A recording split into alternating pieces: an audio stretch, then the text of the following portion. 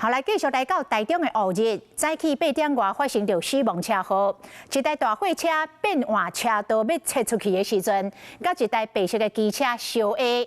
骑机车是一个60岁的太太，伊骑伫个大货车的正手边，甲大货车的车头相压。这个太太人车倒地，可能阁互大货车甲交过。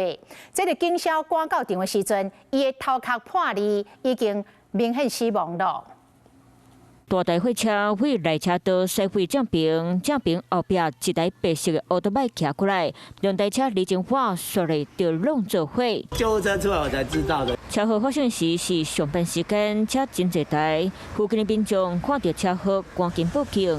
警察调查出骑奥多麦是60岁查某人，伊倒伫路边已经过身。没有住在一起，很多年没有跟我们联络，是偶尔会回去家里而已。 引起事故的大货车市长驾驶伫咧车祸现场配合警察的调查，伊讲当时赛车要去找厂商，车道无载货，得要到时，伊才要为内车道往大车道驶过。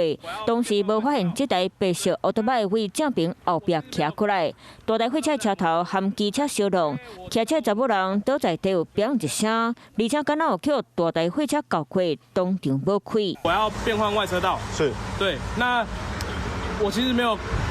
看到这台摩托车在，因为我听到摩托车倒地，所以我才停下来。肇事者市长告诉讲，是我当时发现弄到奥多麦紧打东下，不过嘛是袂好。警察初步检判，驾驶换车道无伫咧看后壁车，所以认定伊是嫌过失致死罪嫌，将伊移送侦办。